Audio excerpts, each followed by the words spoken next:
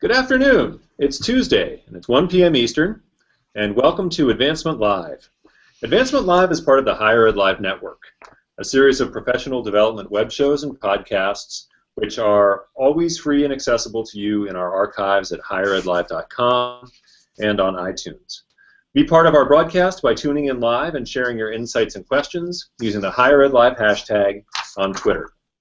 You can subscribe to Higher Ed Live newsletter and receive weekly updates with live show dates and times. I'm your host for today's show, Andrew Gosen, and I am really excited by today's topic. Audience, how often have you heard the question, why can't you be more like Amazon? You're at an alumni event or you're on the phone with a volunteer and the person you're talking to starts to complain about the experience that they have interacting with their alma mater online. You can respond to this by getting defensive, or you can respond to this by denying that there's a problem. Say something, Nick. Can you hear me now? Yeah, we can hear you now. Right. Our technical hurdle is solved just in the nick of time. Welcome. So you can respond to this by getting defensive. You can respond to it by denying that there's a problem, or you can concede the point, as I've heard many executive directors and AVPs do, by pleading lack of resources. I can't tell you how many times I've heard people say, well, you know, we're not Amazon and we never will be. So I think it's easy to interpret these critiques as an indication that our audiences want the type of clean, sophisticated, intuitive user interface that they've grown accustomed to as they interact with Google or Amazon or the leading online retailers and platforms. And I do think that it's fully legitimate to acknowledge that college and university advancement shops are never going to have resources to compete with corporations that employ hundreds of developers and have millions of dollars in their budgets for developing and deploying cutting-edge user experiences. But I think there's something else underlying that critique as well, and it's a sense that regardless of the sophistication of the user experience that we offer, we're not doing a good job at giving our users a sense that we know who they are as individuals and what they care about, and how they want us to talk to them, and what they've done with our institutions in the past. And in a space like advancement that fundamentally is all about relationships, that is a real liability. So we're about to talk about how we can address this liability with custom content. But before we dig in, I want to give a shout out to our Advancement Live sponsors, iModules and mStoner. iModules is the leader in constituent engagement solutions and can help you manage all of your content in one integrated platform. Learn more at iModules.com. iModules, we thank you for your support, and we couldn't do this without you. Higher Ed Live is also produced by mStoner, a marketing and communications firm that works with education institutions on branding, strategy, web design, and more. Join mStoner's co-founder and CEO, Voltaire Santos Moran, on November 3rd for a free webinar on digital storytelling. If you're looking for ways to become a better storyteller and you extend the reach and impact of communications that you already produce, don't miss this webinar. We're tweeting out a link where you can learn more and register. mStoner, thank you. Now let's get started. So I want to go back for a second here to my why can't you be more like Amazon example. I want to reiterate that this complaint has as much to do with the personalized, customizable user experience provided by companies like Amazon as it does with the relative sophistication of the user interface. In a nutshell, this means that users value interactions that both know who they are and that evolve dynamically in response to their history of direct and inferred behavior.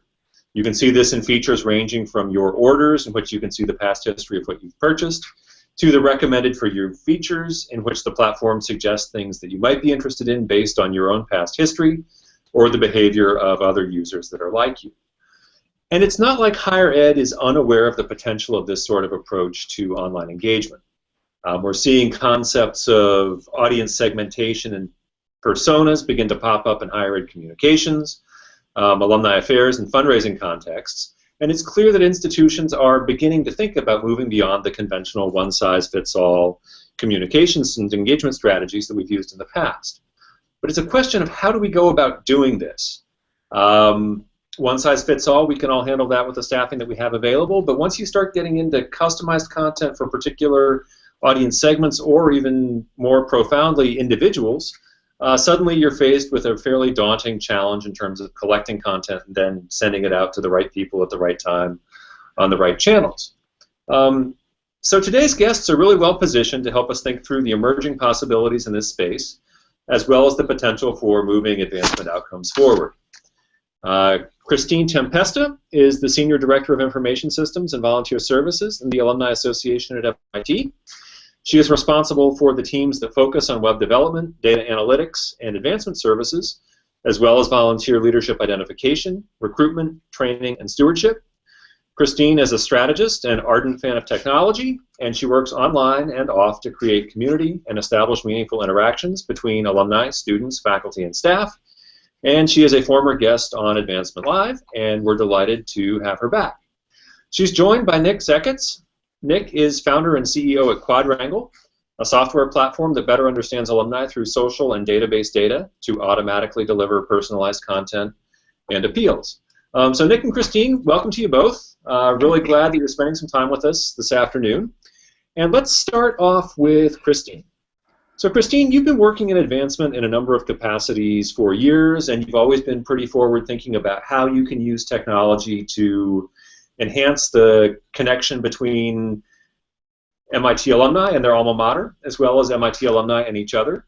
What, in your eyes, are some of the top-level advancement goals that higher ed can accomplish if we can figure out a way to begin to deliver customized content that does, in fact, get the right content in front of the right people at the right time and the right channel? Yeah. Well, it's a tall order, isn't it? But if we were delivering this custom content, we might actually be giving our alumni relevant experiences in real time, which I think would inspire their confidence. You know, few people question Amazon in relationship to the example you've given, and boy, how many times have I been asked that same question? I just want it to be simple like my iPad. If we provide that custom and relevant experience, we're going to get greater interest. We're going to inspire confidence. We're going to get them to come back. We're going to get them to give, to volunteer, to show up. And once they do all of those things, that's going to enable us to circle or maybe an endless infinity loop, if we get it all right, of course. We get it all right. Where it would lead to, I think, is that infinity loop. You know, we have to look at our alumni over a lifetime. You know, they are our customer, and I hesitate to use the word customer, but they are with us for a lifetime.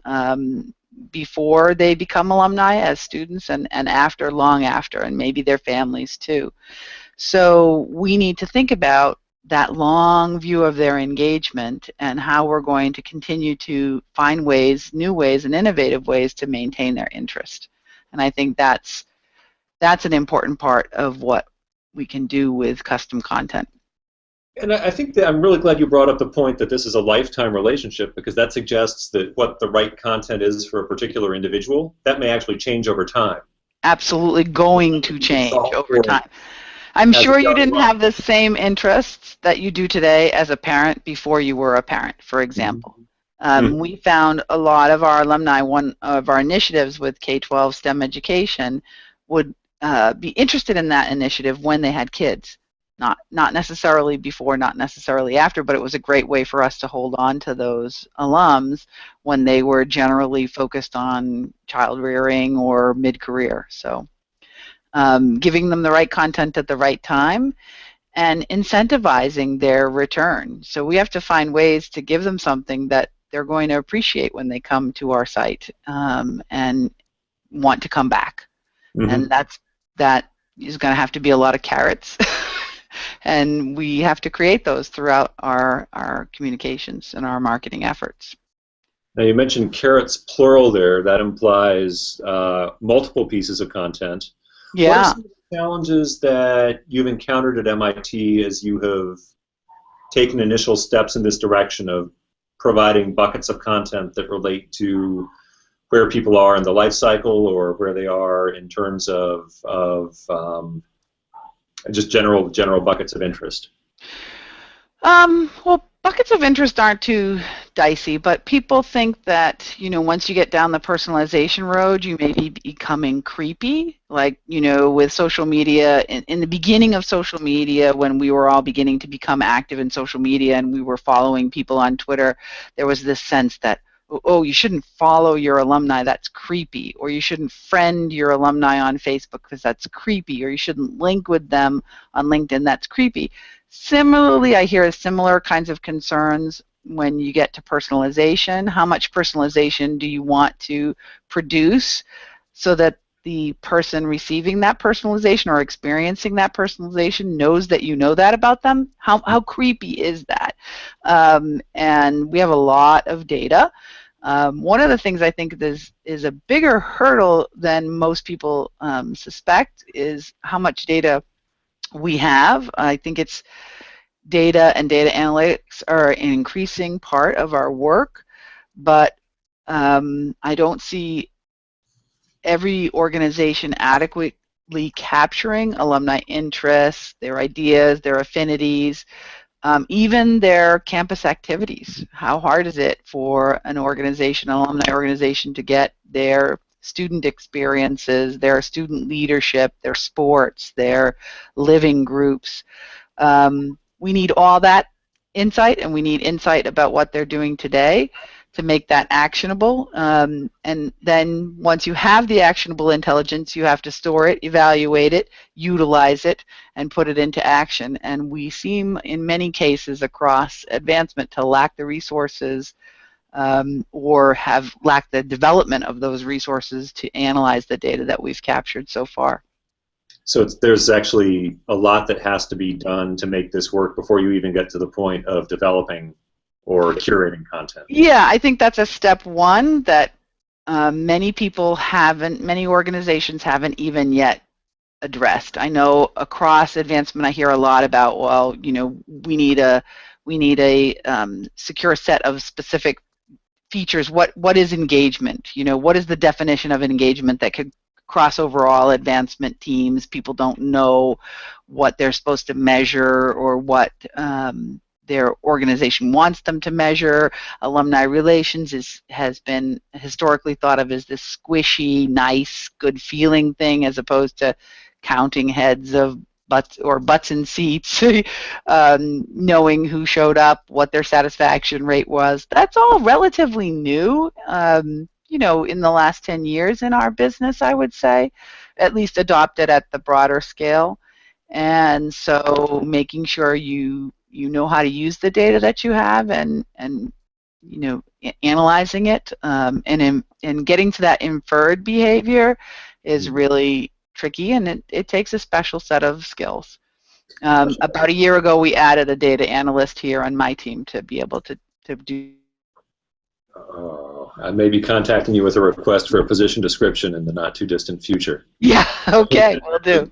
That's going to be one of the growth areas within not only alumni affairs, but I think also advancement in general is recognition that you actually need somebody to sit there and think about all this data to extract anything useful.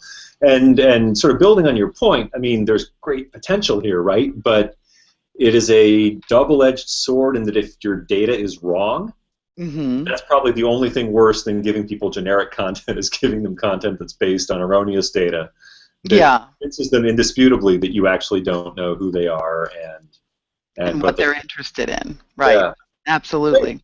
Great. So that actually sets the stage nicely for a transition to Nick, who's hanging in there by iPhone now. Hope you've got a nice 4 or 5 bars on your phone. So Nick, some of the issues that Christine and I just outlined are the sorts of things that you and your team at QuadWrangle have been thinking about pretty systematically over the past 3 or 4 years. Can you tell us a little bit about how you and your team began to realize the potential that's out there with regard to sort of curated custom content and how you've approached thinking about this? Yeah, that's a great. It's been a really kind of profound journey for us. I think one of the first things that struck us was this idea. And it's almost moot about where you think about it across an institution, across a university, but the idea that everybody ought to get talked to like a unique individual snowflake that they are is pervasive, right? And Christine Tempesta is talking about, you know, the Amazon expectation, and it's so pervasive, right? You've got that, but Google News and people use Prismatic to read their personal news, and the content just keeps becoming more and more about the person. And so there's this expectation that that's there. And at the same time, my former life, we saw a lot of large corporations starting to adopt marketing automation tools, things like HubSpot and Marketo and some other things like that, which are very clever platforms, but very much designed for the corporate experience and kind of the true end kind of product buyer and the general consumer populace, mostly here in the States. And one of the things that those tools didn't understand or haven't decided to understand or care about with regards to higher ed use the word custom content. And I think one of the things that's really important to note about custom content is that whereas in corporate America, there's an incredible mandate when it comes to marketing automation around content creation. In higher ed, there isn't. The thing that really became magical for us as we thought more and more and more about how we would help higher education, how we would help alumni organizations, was this idea that the content that's there already is voluminous and differentiated, but it sits in the English department and the entrepreneurship center and the women's field hockey program. And they're all creating content all over the place. And so the issue becomes, and you mentioned it before, both you, Andrew, and Christine, that there's a guarantee that your people are going to keep changing. You mentioned parenthood, which is such a fascinating series of changes for someone who's graduated from school. Yeah, they start to care about K through 12 STEM education, but I grew up in the South where we didn't have lacrosse, and my son is now 3 and I live in New England. The idea that my kid might play lacrosse is actually pretty high. I don't know anything about it, but if my kid starts to pick up lacrosse and I indicate an enthusiasm for lacrosse on Facebook or LinkedIn or Twitter or somewhere, right, it would make a lot of sense that my alma mater would send me news about the lacrosse program, right? And so that evolution just continues. But the thing that's so wonderful about higher ed, there's already lacrosse content and everything else under the sun. It's all already been covered. It just needs to get to the right people at the right time. And so there's this huge problem that customers in the corporate space of marketing automation platforms have that higher ed actually doesn't have. And it's the hardest of all the marketing automation problems is actually the creation of that content. So once we recognize that schools like MIT have an incredibly robust volume and diversity of content, then the question really became, how do you get it, centralize it, understand it, and distribute it, knowing people at the other end well enough for that distribution to make sense. So that's really been kind of the journey for us, and we're at that point where we're starting to see, everyone who comes into using these tools is starting to see a few items curated for them on a pretty regular basis across some pretty divergent topics. It feels to me like, based on my experience here at Cornell anyway, one of the biggest challenges to developing some sort of a centralized repository of content that can then be farmed out, even if you understand what members of the audience's interests are, is that you're then dependent on a whole slew of people all over campus being proactive about loading that content into the centralized repository where you can find it to start with, right? And so that requires, in the best case scenario, a lot of people hours, and it also means that even your chain is almost only as strong as its weakest link, because if some of those people you're depending on to feed you the content aren't doing so, then there's no guarantee you're going to have content out there that's going to speak to the breadth of the activity on campus. Yeah. So I think there's this funny thing going on when it comes to insights too that says, when it comes to the insights that we have into our constituents that's coming across from places like social, is that there's some pretty simple stuff to kind of think about with regards to a gap analysis, right? That says, what do we write about and what do our people care about? Because there's also this really interesting epiphany. We just did this analysis for Lehigh, and the most compelling shared topical interest amongst their community is the British Parliament. I don't beats me, right? I thought it was fascinating. But who knows where it came from? It could have come from a whole bunch of different things. And don't get me wrong, the difference between subject 1 and subject 10, there's not a lot of difference in there, you know, so you have a lot of clustering. But when you think about Parliament, it could be because people have expressed interest in, you know, former prime ministers, or they visited Parliament and checked in on Facebook, and so that expressed some level of interest. Maybe there was a professor at Lehigh who talked about the British Parliament in a comparative politics class, and there was a story about it, and they read it. But my guess is there's not a lot of content coming out of any school in the United States talking about the British Parliament. You know, some schools maybe, but I doubt there's a lot of it. But knowing that and project management and leadership were really important topics for that community can help an institution, in this case Lehigh, sit back and say, oh, well, you know, where in our universe is this stuff happening? Because that's the type of stuff we ought to be writing more of. So I also think there's this point about better understanding your community at a deep semantic level that says, if I'm going to spend, you know, 40 hours a week as an institution writing new content, wouldn't it be nice if I actually knew the stuff that people wanted to read? I'm going to have the same number of item creation, and the fact is I could probably cover any topic anytime I like at a school, especially a large university.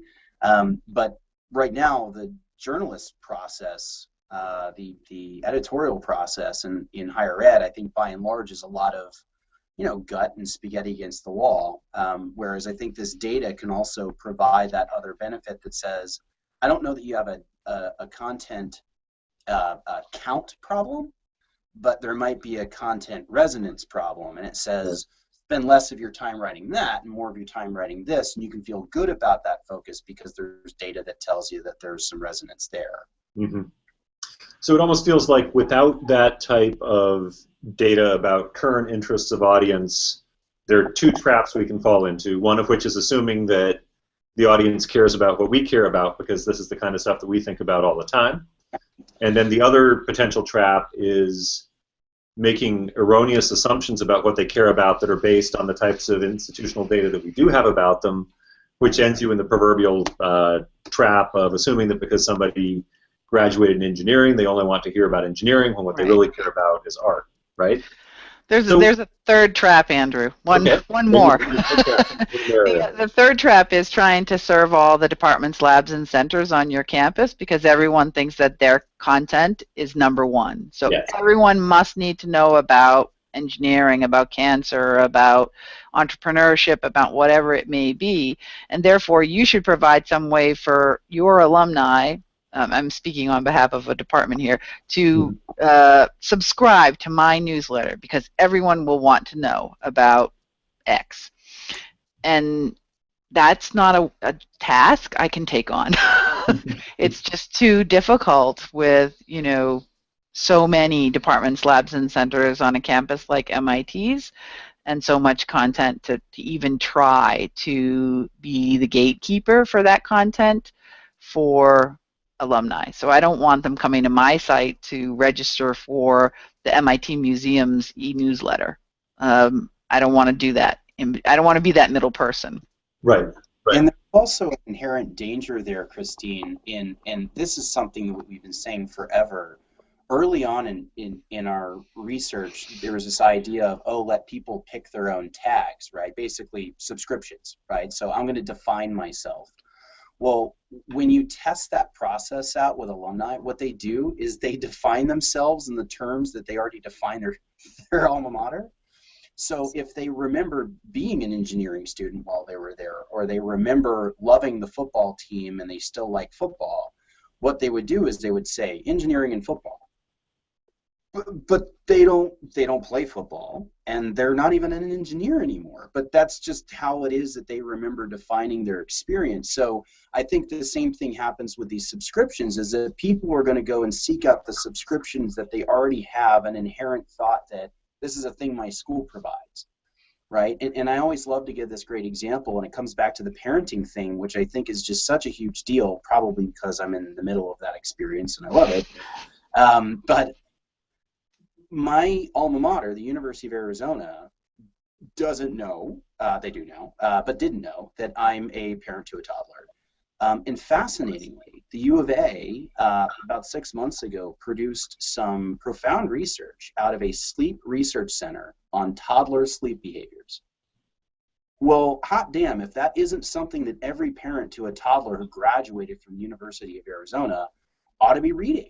Everyone who has a kid should have seen that report, but none of us did because it scrolled away in some teeny tiny content hole somewhere, and it never would occur to me until I was trying to make my own point to my alma mater around what we do, but it never would have occurred to me to seek that type of thing out. And I found it, and it blew my mind. And that happens at every school that we see, is that this incredibly valuable stuff is scrolled away in little corners, and I'd never know to look for it because I just don't think that that's a thing my school does.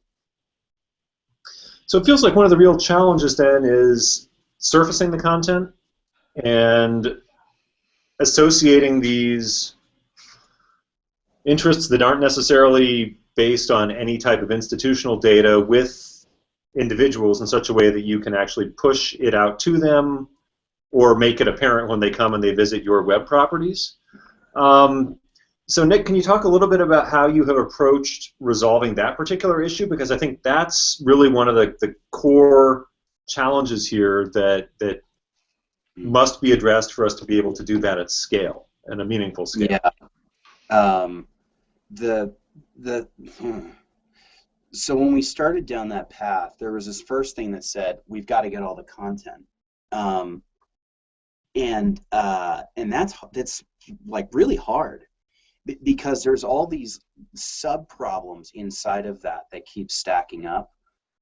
So you'll find that the content management systems aren't consistent across most universities. In fact, the bigger that a school is, the more variability there is in their CMSs, which means that oftentimes you can't rely on RSS feeds. And you can't even rely on a standard crawler, because crawlers have to be taught how to understand pages. And if one page is built by one CMS and another page is built by another, the crawler will understand one page, but it'll crap out on the second. So there were just a whole series of problems that had to be understood. And I think what's been really interesting for us is that in universities, in the absence of technology to kind of rationalize all that disparity on content, have started to do something that I think is really interesting, is this rise of the institutional CMO. The idea that there's a central marketing and communications organization, which has traditionally been an advancement, but I think is starting to centralize more and more under the president or the chancellor's office. And that seems to be a strategic approach, and I don't think it's exclusive of technology. I think technology still has to be there because universities are so big and spread out. But I think that office, and the fact that office is starting to exist with merit, is really exciting. But there are these things that say, I've got to find a way to crawl through and get it all, because there's no way, to Christine's own point about her bandwidth, she can't call every one of the 250 plus organizations and departments on campus that create content and say, oh, hey, could you also post that to our central repository? It's never going to happen, even if you have a central marketing organization sitting in the chancellor's office. So there has to be some kind of a crawler approach, or at some point it might be that the big CMS players that are out there start to say, I'm going to go to the CIO or the CMO of a university and finally get them to all adopt a singular CMS, and then that might start to help with that centralization of content. But even then, I'm not entirely sure that that's the answer, because then once you have it, you have to know what it's about. So there's a whole nother layer of content analytics that are required. And then beyond that, you have to use a similar type of proposition to understand people, right, in order to give yourself a chance to start making those connections between any of that disparate institutional content and all those people that are sitting out there in the world. Mm-hmm. Which can be addressed if you're not trying to serve the middle and the bottom of the pyramid, right? Because if you think about the way principal gifts and major gifts is structured, that's the basis of a good gift officer's work, and has been for decades, right? Yep. Understanding what your people care about and having knowledge about what's happening at the institution in such a way that you can capture once again, the right stuff and get it in front of the right person at the right time. Christine, question for you. What's your take on this this idea that the way to engage our constituents is to figure out ways we can talk to them about the things that they're interested in, as opposed to about whatever our institutional priorities have to be?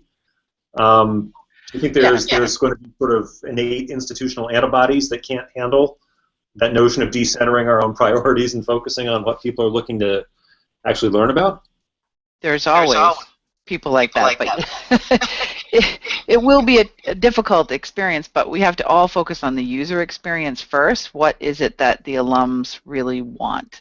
And what is it that the users want? And once we produce that and provide it for the users, they will use it. We do tend to make things a little difficult for people, though. Even in the customized content we have here at MIT, some of it is a little bit too hard for people to wade through. You know, in our last website redesign, we presented My Volunteer Tools. So if you are a club leader or a class leader, you get the specific volunteer tools dished up to you that you need, except that then it's a deep set of pages where you have to click around.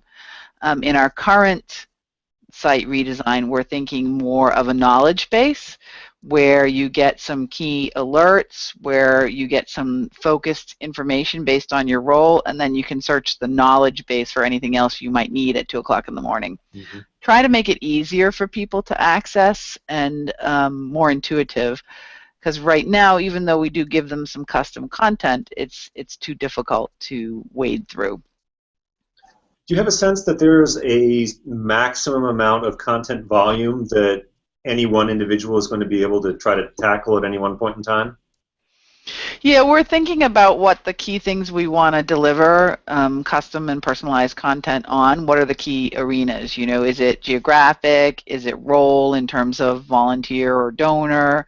Or not either of those things? Is it something based on an experience at school, you know, what they had? And is it different across different segments? So is it different what we choose to offer to the MIT 10 population, the first 10 years out, than what we'll offer in customized content for the Cardinal and Gray Society past their 50th reunion?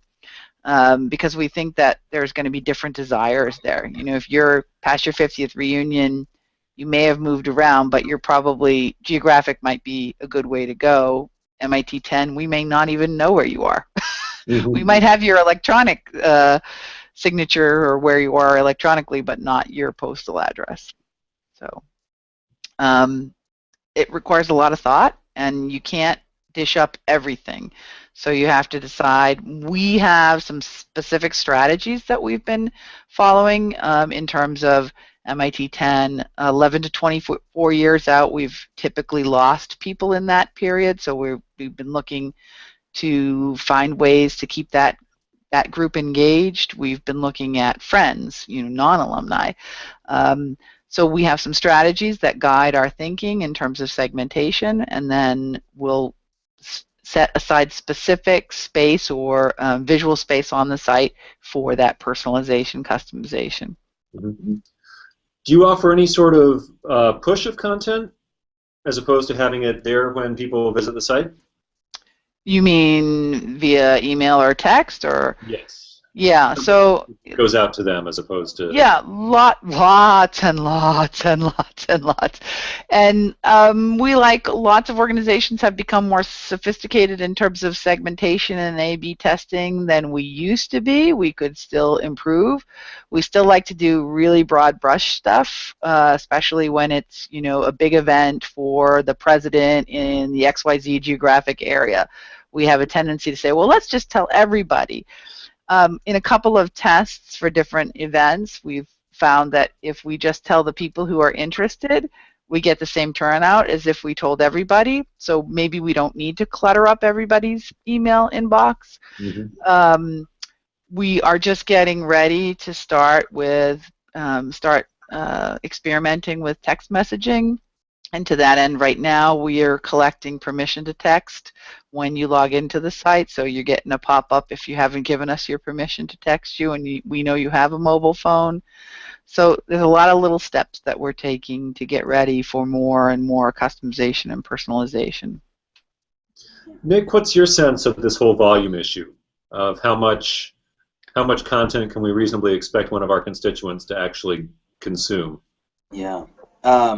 So I think Christine made an interesting point, which was to say that it may not be about the volume of items. It might be more about the volume of words and the speed at which people are able to access some kind of word set that they're comfortable with from a reading and behavior standpoint. And it really kind of all tracks back to user experience. If you look at some of the leading news consumption apps that are out there, like Flipboard, like Prismatic, like News.me, they find that people are spending an incredible volume of time inside of those apps at very specific times during the course of the day, right? And they might spend 45 minutes on both commutes each day, and then their weekend usage will drop off on mobile, but Flipboard will see their usage surge because they're really optimized around the iPad experience and the tablet experience when people are a little bit more pensive and thoughtful, so they'll get into some of those long reads. So I think there's this idea that says, when do we send what kinds of content, right? And there's this timing mandate that says short, snappy, poppy is awesome during the early parts of the day and the evening commute, or even just prior to bed. We see a little bit of a spike in behavior around 10:30 at night. So people will kind of catch up on content from time to time there. But I also think what you and Christine both were talking about, inherent to that last piece around SMS and other things, is this balance between push and pull. And I think there's this mistake in thinking about push or pull, that you have to push and pull. You have to do both. And it's one of the reasons why I am still, as a company that creates apps and soon to be other things, it's one of the reasons I'm still in love with traditional digital communications. I think SMS is amazing. I think that email is amazing. The open rates for both of those channels are exceedingly high, and our institutions get to make decisions about when that stuff goes. Whereas stuff like websites and apps and other things like that, if they're amazing, right, people will visit them and they'll create behaviors around them. And that's a lot about what we obsess about with regards to the user experience. But no one goes to a thing they've never heard of before. But anyone can get an email from something that they've never heard of before. So that's one of the things I think is pretty magical. Even the things you have heard of. I think a comment in one of the earlier meetings I was at today is, I can't imagine people setting aside time to go and visit the alumni website. Like, it's 10 a.m. Let's visit the alumni website today. So we have to have that balance between. But when they go there, if we get them to go there, then they need to have something that's going to get them to come back. That user experience has to be all about them so that they understand, oh, wow, they get me. They respect me. They know me. I belong here, and so do my friends. So do the other people I know from there, and I've got to tell them that this is here so I can make it a useful experience for them as well. And I guess the flip side of that coin is that once you've sort of violated the contract once by giving them a dull, unpleasant user experience, they're not opening the app up a second time, and they're probably not opening up your email a second time, because once bitten, twice shy. Right. Exactly. Yeah. Which is why we're going to go, think very thoughtfully in relationship to SMS, because there's a whole nother area that we haven't tackled yet. And I think the stakes are actually higher for us than it may seem on the surface. I mean, it could be easy to dismiss that sort of thing as, for the lack of a better analogy, sort of the appetizer and not the entree, right? But if the appetizer makes you sick, you're never getting to the entree. Yeah. I think getting these small things right is really very, very important for us. Absolutely, and I think people are much more serious about their relationship with us than they are about the other organizations that, I get texts from Bed Bath and Beyond. Here's a coupon, and I delete it if I don't want it, or I save it if I'm going to go to the store. But I don't think about it as, oh, Bed Bath and Beyond has this great relationship with me. But I think that alumni do think of that relationship with their alma mater, even if we haven't yet established it. So we have a higher bar to jump over, I think. So I think there's this interesting thing about universities that I'm not sure higher ed has given themselves the license to take advantage of, which is that every school has a monopoly on its community. With Nike and Nintendo and those guys, they're one amongst many, right? And they fight on brand, and they fight on marketing, and they fight on exposure, and they spend exorbitant amounts of money, and they're basically trying over and over again every single day to restart, right? And ostensibly they're getting you into a funnel, but you're pretty close to a purchase process by the time you get into any kind of a meaningful, formidable funnel when it comes to consumer product purchasing. What's interesting about an MIT alum is always one. You don't, Stanford can't come up behind you and steal you away from MIT and suddenly make you a Stanford alum. Put graduate degrees aside. So I was going to say, Nick. Yeah. So they don't get to steal you. And it doesn't mean that we can just kind of bumble around and just screw around and do anything we want. We do indeed have to be diligent and put out smart stuff because it is representative of the brand. But I do think that there's this opportunity to take a little bit of license with kind of the guaranteed ownership. And I think that if we keep pushing our boundaries a little bit, one of the things that does start to come up is that we start to get credit for trying. And I think that trying is actually a pretty amazing thing.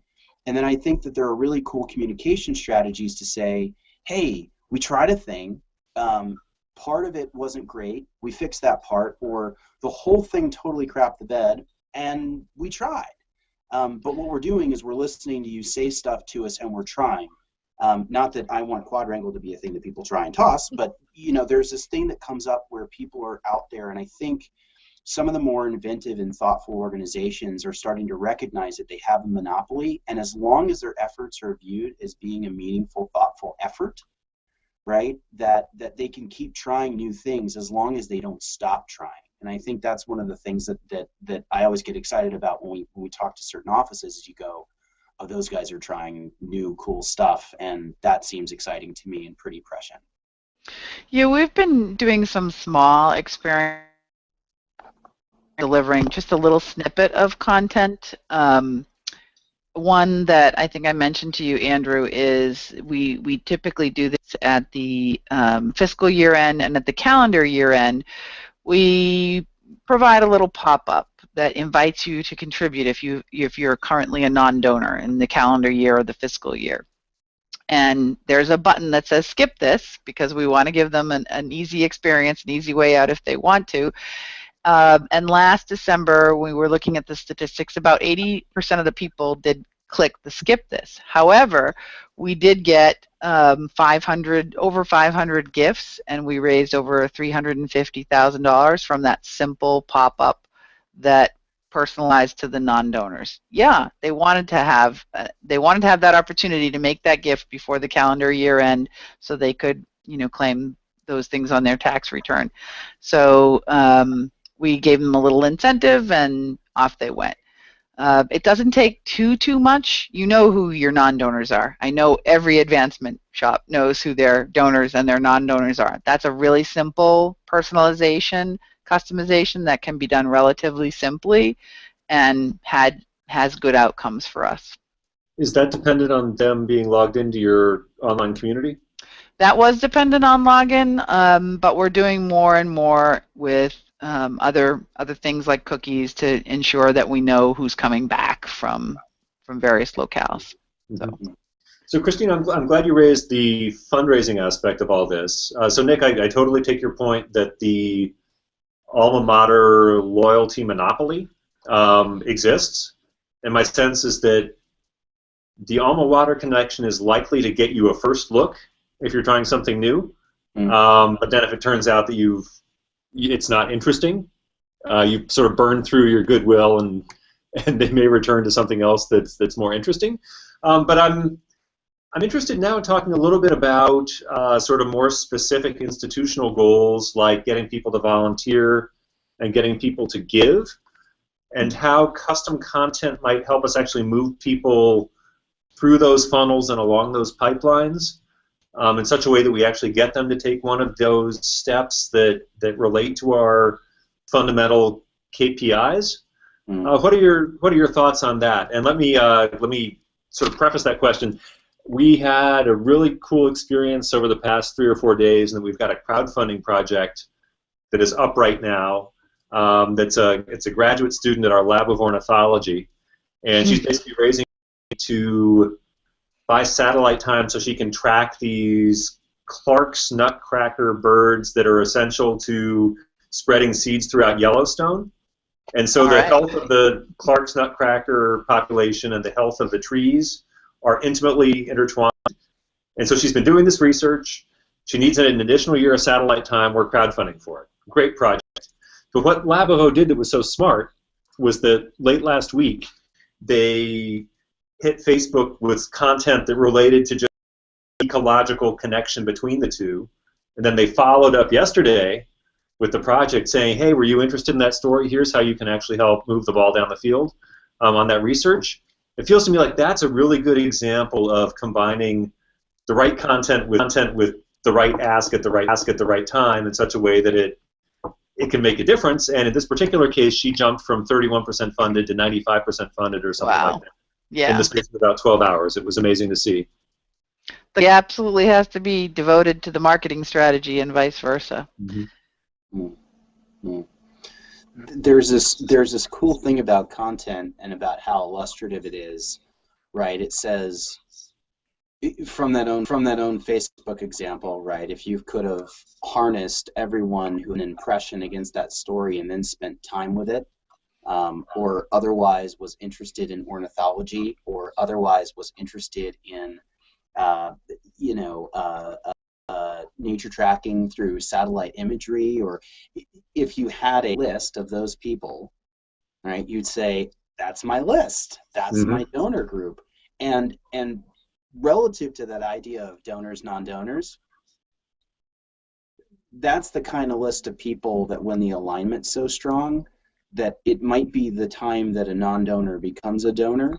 Because one of the things that's so fascinating about higher ed is the range of things that can be funded, right? College grads are overwhelmingly philanthropic. It's not that they're horrible people. Like 90% of them are giving gifts to stuff every year. It's just, by and large, it doesn't happen to be their alma maters, right? So there's this idea that says, well, why is it not the alma mater? And for the most part, it's because for the people who aren't tripping that capacity trigger, to your major gift officer point before, and thinking about content as acting like a major gift officer light, right? Can content actually start to expose to our constituents that there's stuff going on here on campus that isn't just, fly on eagle's wings, or the annual fund and the bazillion-dollar appeal, and I've got $100 and I don't matter type of thing that sometimes happens. It's this ornithology project is a thing that I really think is compelling,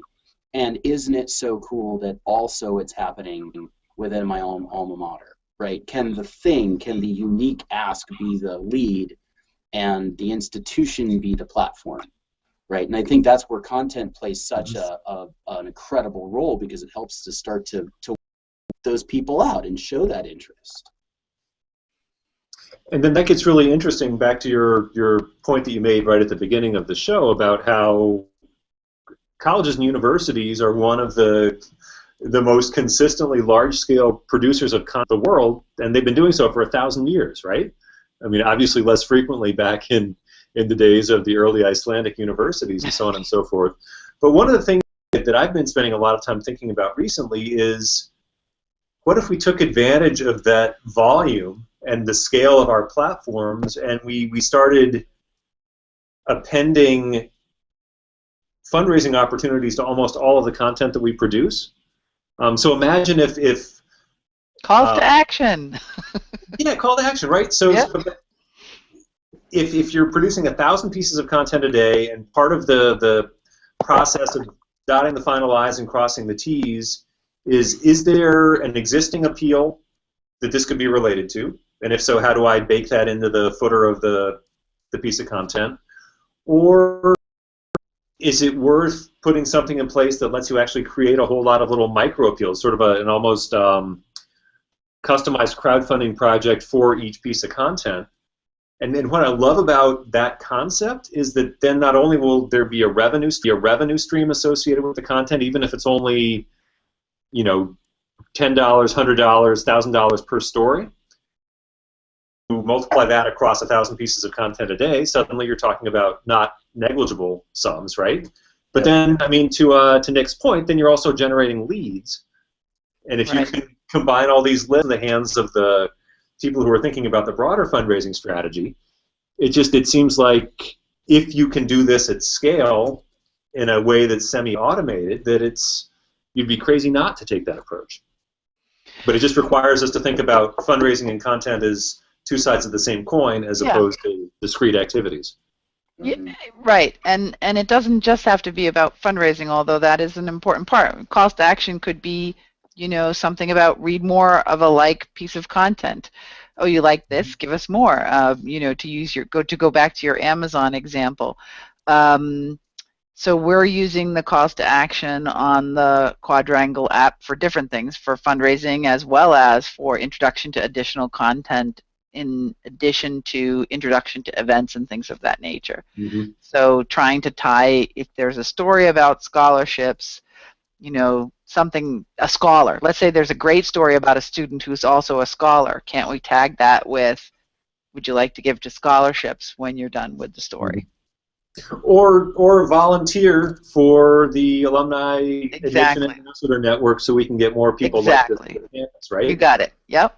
But just not viewing content as something static that we publish and then we measure it once and that's the end of it. I mean, that's just fundamentally inefficient.